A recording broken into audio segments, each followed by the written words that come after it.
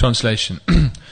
Sukadeva Goswami said, therefore the Supreme Personality of Godhead, Lord Ramchandra, accepted an acharya and performed sacrifices, yagyas, with opulent paraphernalia.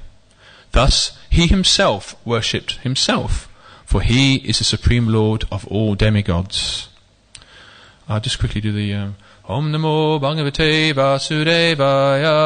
Om Namo Bhagavate Vasudevaya. Om Namo Bhagavate Vasudevaya. Om Namo Bhagavate Vasudevaya.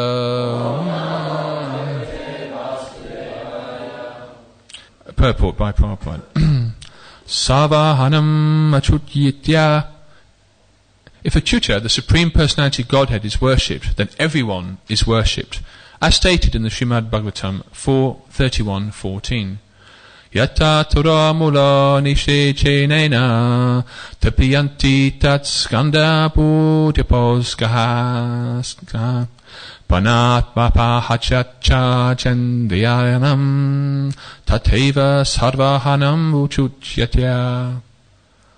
As pouring water on the roots of a tree nourishes the trunk, branches, twigs and leaves, and as supplying food to the stomach enlivens the senses and limbs of the body, worshipping the Supreme Personality of Godhead satisfies the demigods, who are part and parcel of that Supreme Personality.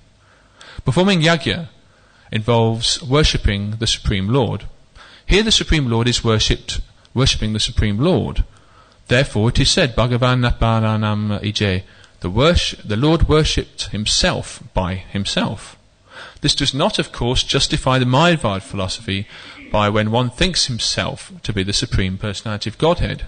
The Jiva, the living entity, is always different from the Supreme Lord. The living entities, Vibhin Hamsa, never become one with the Lord. Although Mayavadis sometimes imitate the Lord's worship of himself, Lord Krishna meditated upon himself every morning as a Grihastha, and similarly Lord Ramchandra performed yajnas to satisfy himself. But this does not mean that an ordinary living being should imitate the Lord by accepting the process of Ahangraha Upasana. Such unauthorized worship is not recommended herein. Om Agyanam Tridam Dasya Janangara Shalakaya Chakshum Manisham Yena Tasmai Shri Gurave Namaha Shri Chaitanya Manobhistam Sapitam Yena Bhutale Svayam Rupa Gadamayam Tarvati Svapadantikam Deham Shri Guru Kanikamalam Shri Guru Vaishvanamscha Vibhupam Sapidatam Jivam Sadvaitam Savarutam Chaitanya Devam Shri Radha Krishna Balam Hey Krishna Karuna Sindhu Dina Bandhu Jagapate Gopisha Gopikanta Radha Kanta Ramushtate Tatmo Ange Radha Vindavanishvare Vishubhanu Sim Devi Panamyam Ipriye Patubhascha Kripa Simbo Devacha Patitanam Panamriyo Vaishnavyo Namo Namaha Namo Om Vishnupadaya Krishnasaya Bhutale Srimati Bhaktivedanta Swami Sinamine Namaste Saraswati Devi Guruvani Pachavane Nivasesha Shunivadi Parasachade Satarine Shri Krishna Chaitanya Prabhu Nityananda Shri Advaita Gadadha Sivasadi Gaura Bhaktivinda Hare Krishna Krishna Krishna Hare Hare Hare Rama, Rama Rama, Hare Hare.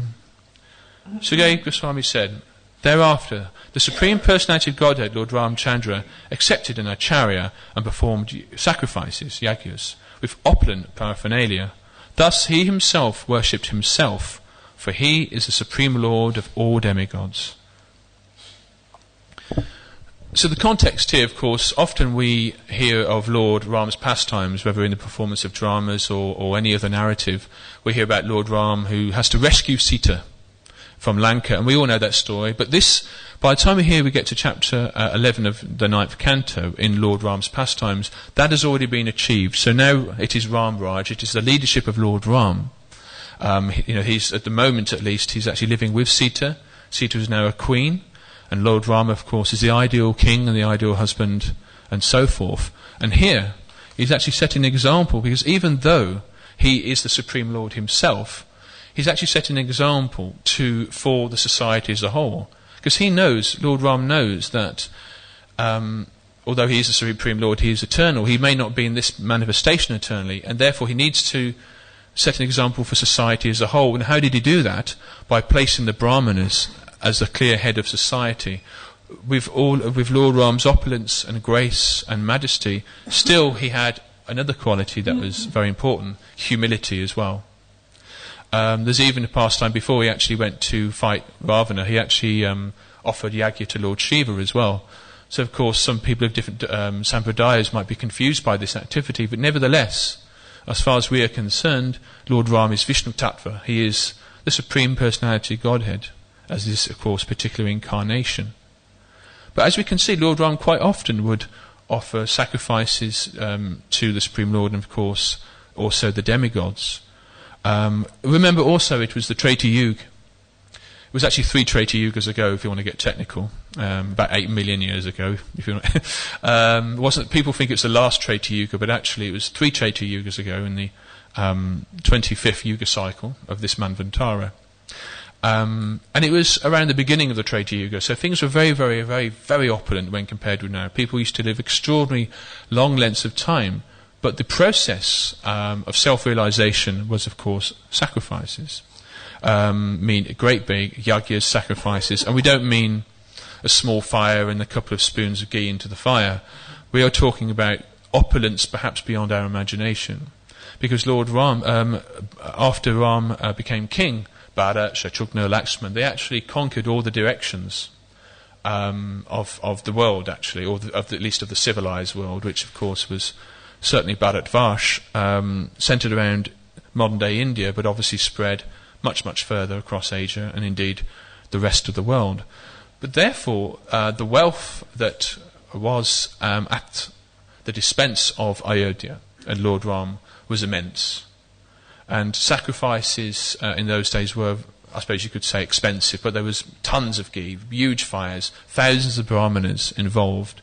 And he was Lord Ram establishing the Brahminical order. We actually hear from following purports and verses later on in this chapter that him and his brothers conquered all the directions of the world, but established brahmanas actually over the Kshatriyas as the actual spiritual heads. In other words, he was establishing Varna and Ashram. Lord Ram, of course, in this particular Leela, was playing the role of a Kshatriya. He was a king. But so one of the reasons why he didn't need to offer himself sacrifice, but or yagyas and so forth, but he was establishing the Brahminical order for the betterment of the entire society. So, and even though superficially someone would argue, well, if Lord Ram is worshipping Lord Vishnu in this fire sacrifice, that means Lord Ram himself is not Lord Vishnu, surely. But actually Lord Ram was humble enough to actually not, to mind, actually. Of course, another example is, Prabhupada writes here, worshipping the Supreme Personality of Godhead satisfies the demigods, and pouring water on the root of a tree nourishes the trunk, branches, twigs and leaves. So, of course, if the Supreme Lord, Lord Ram, Lord Krishna, is the trunk of the tree and the human beings are the leaves, then you could say the demigods are like the branches, so they're in between. However, if you nourish the root of the tree, the bottom of the tree, then the demigods are automatically passing that on. So you only need to concentrate on the root of the tree. So that essentially was what Lord Ram was doing in his sacrifice. He was another understood thing was that he was worshipping Lord Vishnu. So in a sense, if the Vedas, those who are familiar with it, in a Rig Veda, Atharva Veda, Shama Veda, Yajna Veda, are often prayers for the demigods, hymns, prayers to satisfy Indra, the sun god, and so forth. But the yajna we understand that Lord Ram was performing here was actually aimed at the Supreme Personality of Godhead. he was worshipping himself. That's the clue in the verse and the purport here. Of course, the demigods should be respected. They are, after all, the branches of the tree. But we, especially as devotees, Vaishnavas, we do not focus on worshipping demigods, but we respect them.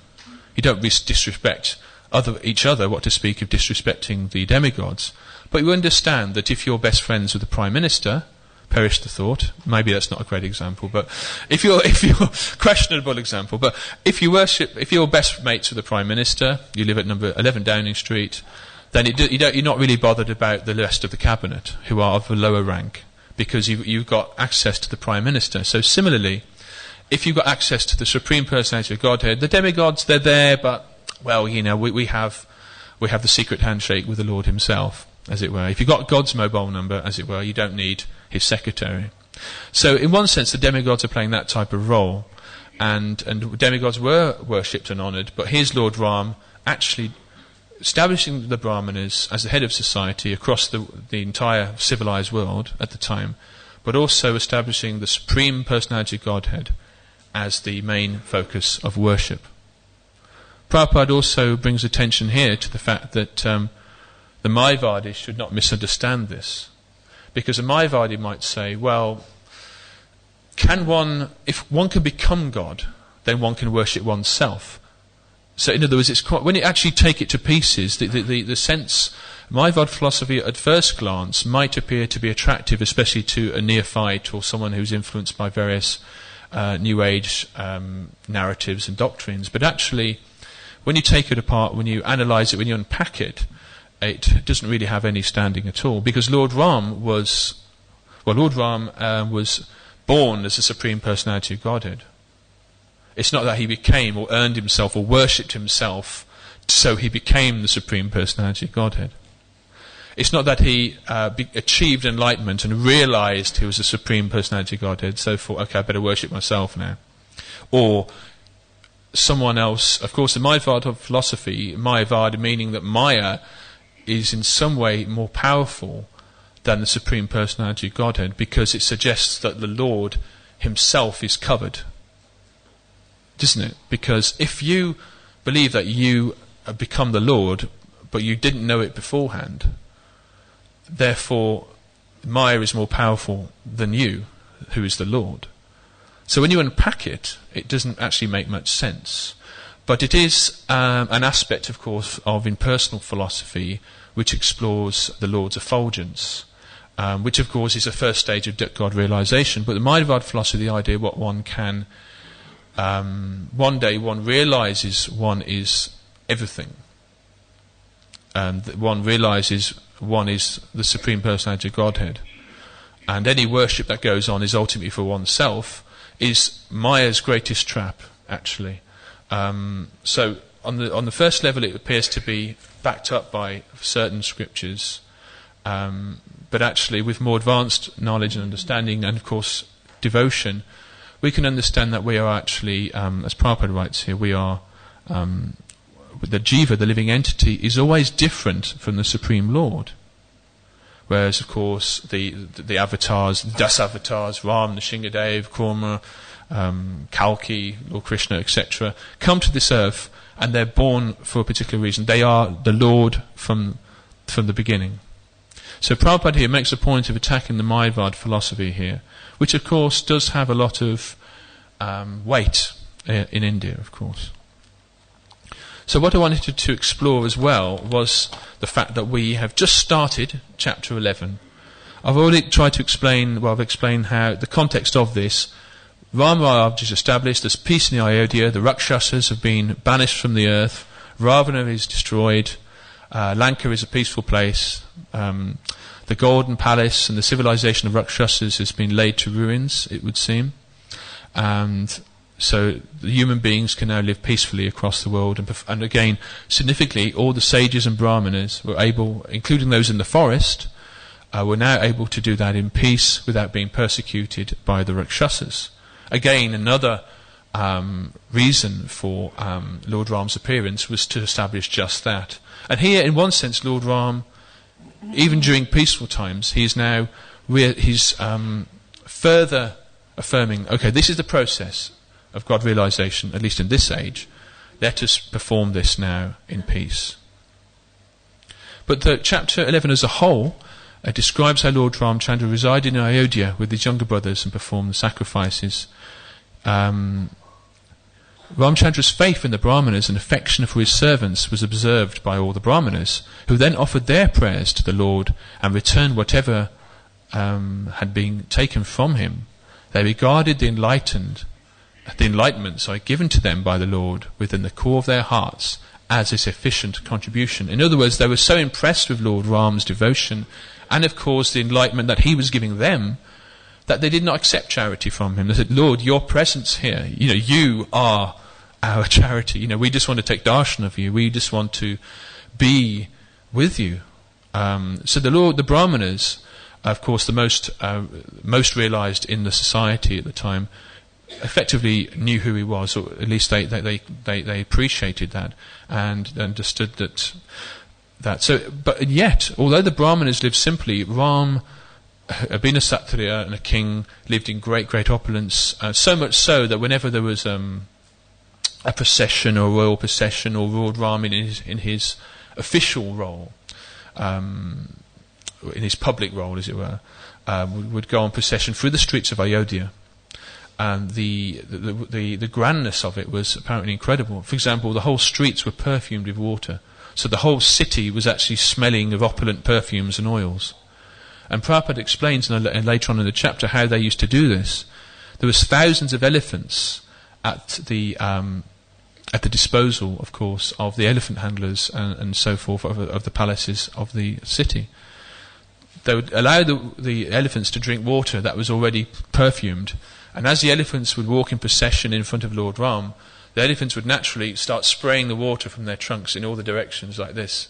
So automatically purifying the streets as Lord Ram continued after.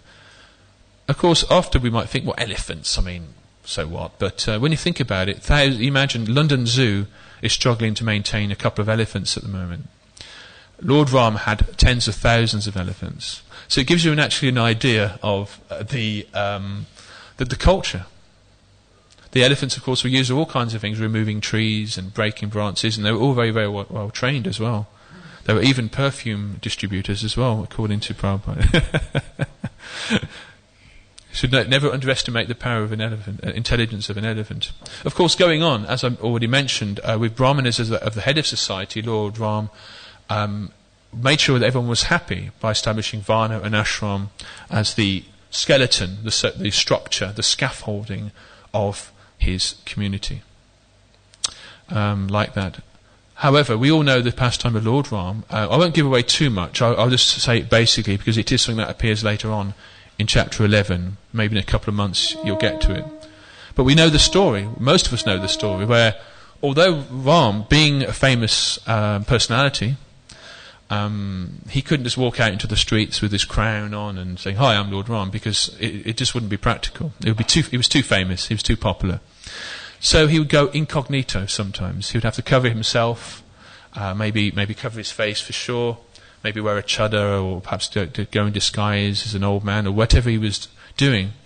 Going around the streets and privately, just listening to people, making sure that the people were happy. Shri Shri Radha Goklananda ki jai, Shri Shri Ram Lakshman Hanuman ki jai, Shri Shri Gunitai ki jai. So that was one of Lord Ram's pastimes. He would actually go incognito sometimes, in disguise, listening to the people. Because sometimes, if the king comes up to somebody and says, "Oh, how are you?" "Oh, I'm fine. But Lord Ram thought, well, hang on, I want to really know what it's like on the street level. Because Lord Ram was so humble. Even though he lived in a great palace, his priority was his own citizens and the happiness of them. However, he used to do this quite often, but one day, unfortunately, he overheard a Dobiwala in his back courtyard arguing with his wife, or he was chastising his wife. His wife, at no fault of her own, had spent some time in another man's house, but this was circumstantial. However, the Dobiwala considered this to be suspicious and said in a loud voice to his wife, "You spent some time in another man's house, and now you expect me to take you back? Ha! Who do you think you are? I'm not like Lord Ram, who took Sita back after she was with Ravana. I'm not going to take you back.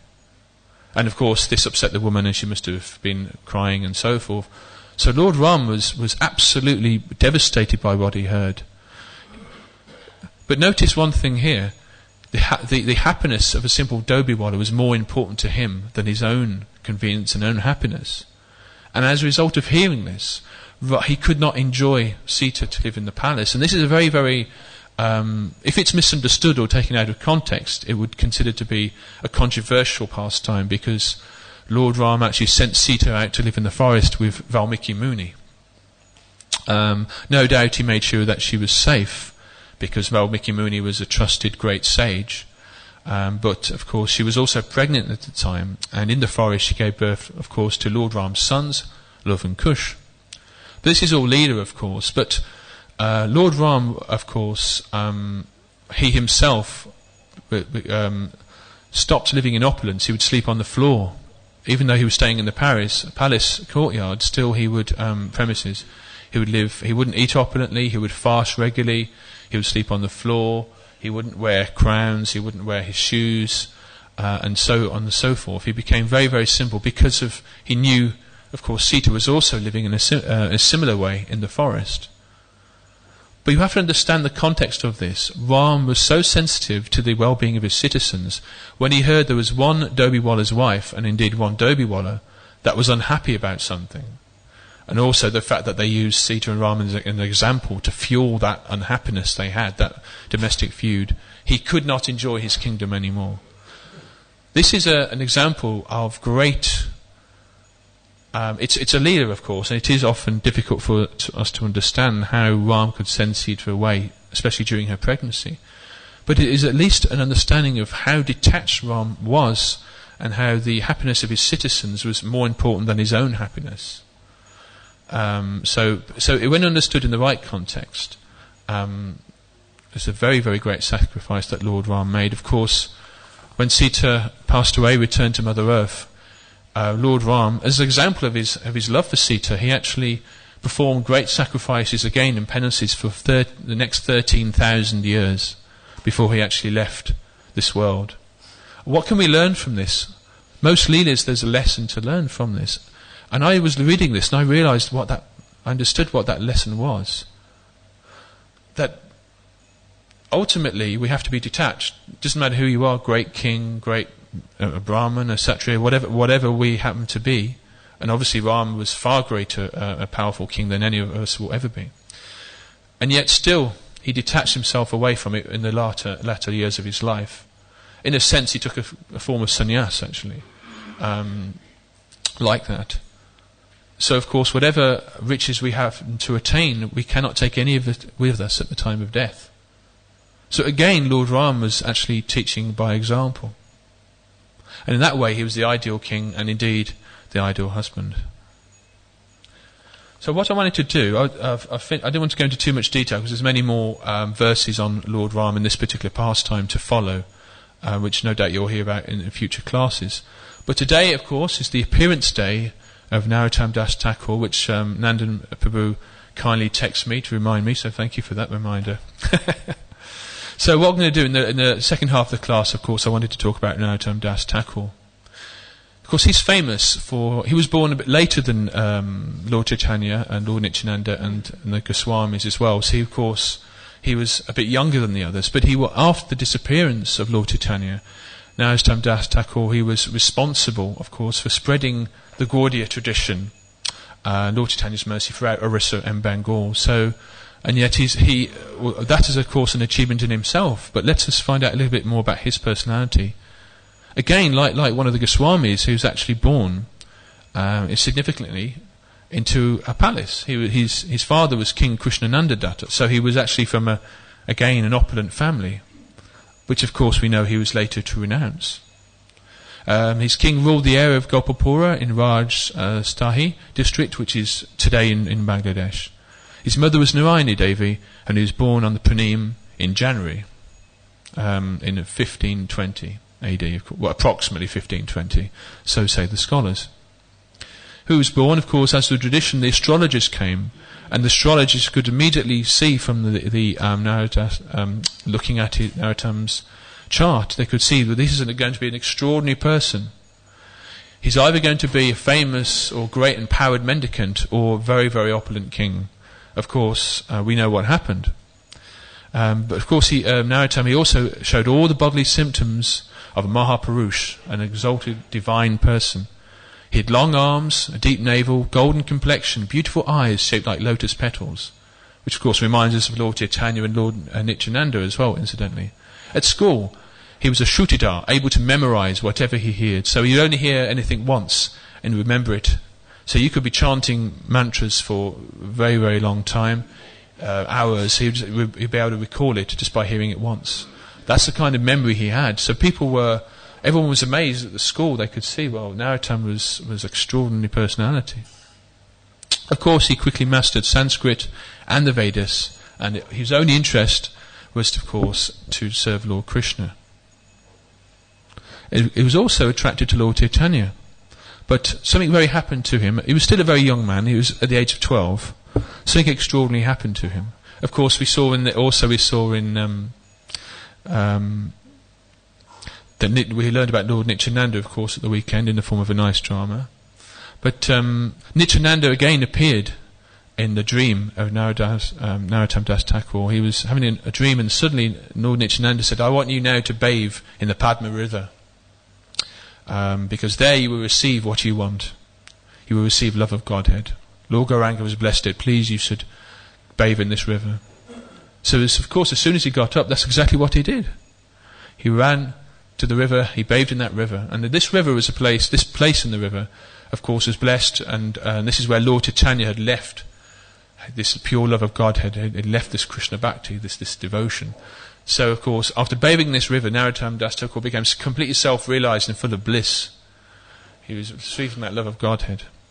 And, of course, at that moment onwards, although he was already an extraordinary person, at this point he really did change, and of course he became more and more detached from his father's kingdom, and they could see the prediction by the astrologers, the fact that he would be a great mendicant, became more and more obvious, that he wasn't going to effectively inherit his father's kingdom. Of course, later on, not long after, actually, Lord Chaitanya himself appeared in Narottam's dream and said, "Now you've got to go to Vrindavan." Of course, Narottam also, just incidentally, one of the reasons why there was no way he could inherit his father's kingdom was that he was going to be a lifelong brahmachari as well.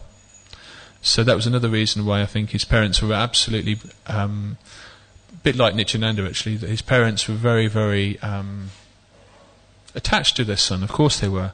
And they were, just like in the past times of Lord Nityananda, his parents were devastated when he left home. But he did. And he had a bigger mission ahead. He would maintain himself on his way to Vrindavan, travelling around India, visiting all the holy places. He would maintain himself by observance of the vow of Madhukari, which means he would only eat what he could beg from going door to door, just like a bee going from one flower to another, just taking what he could, what was ever offered. And if he was in a town or village where no one was giving him anything, he would go without. So Narottam was indeed a mendicant. He simply relied on the mercy of the Lord.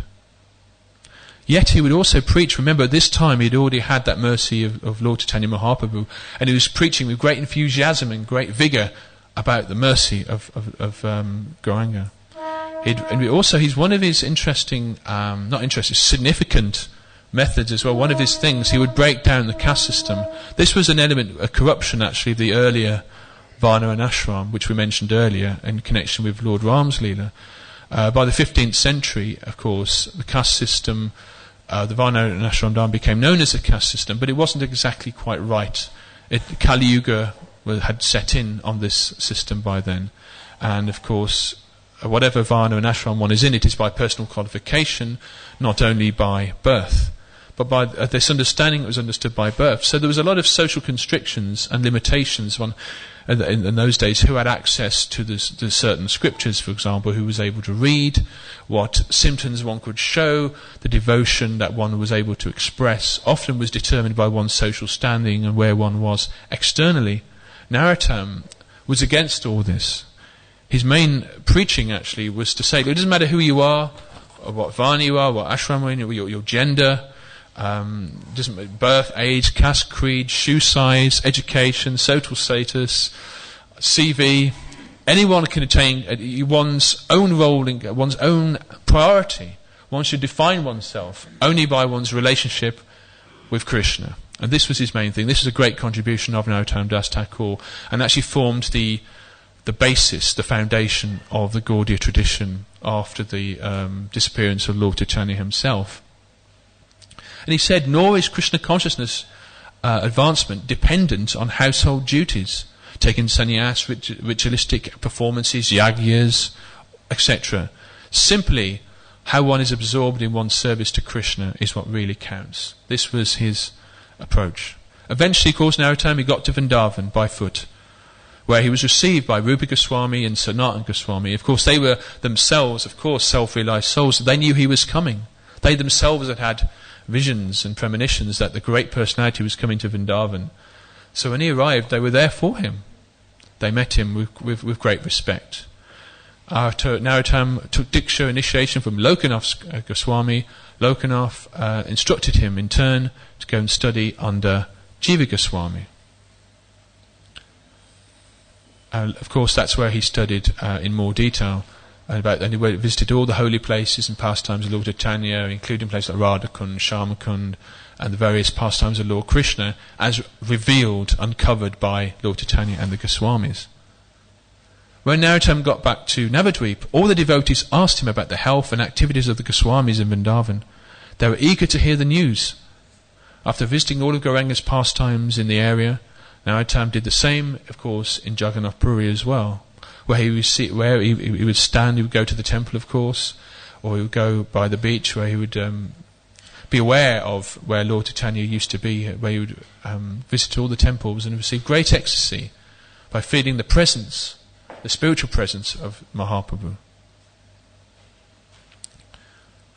50 years after the disappearance of Chaitanya Mahaprabhu, Narottam, of course, he himself now was becoming quite senior, but he arranged the first Gaurapanim festival in Katuri to honour the divine appearance of Mahaprabhu. During that festival, 6 deities were installed. During that festival, with his sweet voice, Narottam began a wonderful kirtan. During the Gaurapanim festival, his chanting brought down the tears of prema from the eyes of the devotees, who were all sporting in the ocean of ecstasy. It was written that in the midst of their kirtan, the munificent Sri Chaitanya Mahaprabhu himself and all his personal associates appeared in that kirtan and joined in. Like a flash of lightning in the midst of a mass of beautiful blue clouds, Mahaprabhu himself appeared in the crowd of devotees through a divine manifestation, just because of Narottam's singing. Of course, this wasn't the only festival that Narottam organised.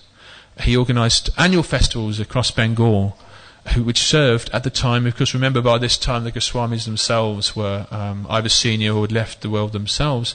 So a lot of the mission was left in the hands, of course, of Lord Nityananda's wife Janavi Devi, but also Narottam as well, who were organising festivals to keep the community of Vaishnavas together, Gaudiya Vaishnavas together. And then a significant meeting took place in Katuri, where the Gaudiya Vaishnava theology of Chaitanya Mahaprabhu's movement was defined, and that was around in about 1572. So this gives you an idea. Actually, Narottam was right at the centre of establishing the Gaudiya Vaishnava community and the specific philosophy which we experience today. Narottam, as the years went by, Narottam made thousands of disciples, mostly around modern-day Bangladesh. He passed away from this world in old age under a tamarind tree by Premagat, by the side of the Ganges at Katuri, where Lord Chaitanya Mahaprabhu had sat before. There he felt great separation from Mahaprabhu, Nityananda, and of course his spiritual masters, Diksha, Shiksha Gurus, the Goswamis. And there, of course, he would chant Hare Krishna intensely, in a great sense, a great feeling of separation from those that he'd loved so much. And just to finish, I wanted to share with you, because one of the things that Narottam was famous for was his writings and his songs. For example, this songbook here, there's a whole chapter on songs, devotional songs written by Narottam Das Thakur. which are very, very beautiful, very emotional. Again, and just the way they were written, and of course the translations, of course, one can actually enter into some of those feelings of separation and devotion experienced by Narottam. Narottam was known for his devotional poetry, where he describes emotionally intense feelings towards Radha and Krishna. His prayers, Sri Rupa Manjari Padam and Sri Guru Charana Padma, of course, are, especially Sri Prabhupada's Guru Puja there, we sing it all the time, Sri Guru Charana Padma. That was written by Narottam Das Thakur. Prabhupada himself actually often cited Narottam's prayers, as did many other Gaudiya Vaishnava acharyas. Prabhupada actually wrote about this. He said, "This sound is above the material platform." These are Prabhupada's words. "It is directly from the spiritual platform, and there is no need of understanding the language either. It is just like a thunderbolt." He's talking specifically about Narottam's songs here. "These songs are above the material platform, and they crack like thunder within your heart." So we understand songs such as Sapasada Bhagavad Viraha Janita Viripa, for example. This is what he wrote during his last few years on the banks of the Ganges, during essentially his songs of separation. So I wanted to finish by sharing this with you. Most of you will know. I'm just going to do my best, just sing a couple of verses, and I'll just do the translations and verses as we go along for this song. The English translation would be "Lamentation due to separation from the Lord and his associates." Jayanilo premadana karuna pacho henu prabhu koitangela acharya tako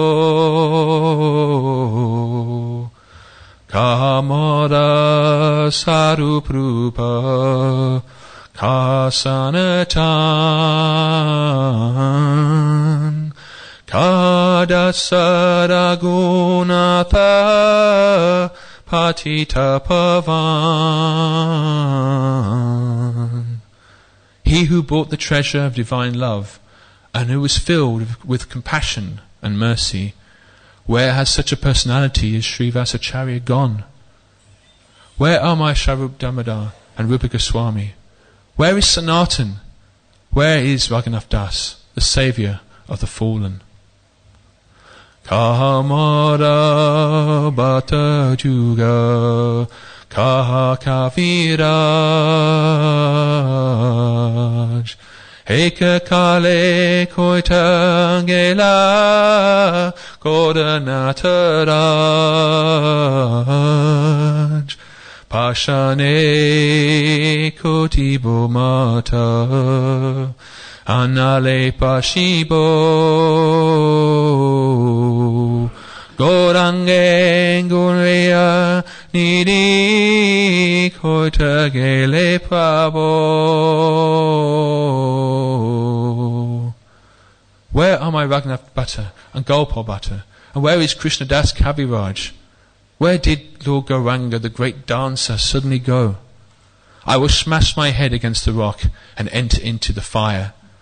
Where will I find Lord Gauranga, the reservoir of all wonderful qualities? Se Saba Sangira Sange Je Koilo Pilas Se Sangana Paya Kande Nodo Tamadas. Being unable to obtain the association of Lord Gauranga, accompanied by all these devotees, in whose association he performed his pastimes, Narottam Das simply weeps. Hare Krishna. Anybody would like to add anything or correct me on any mistakes? Or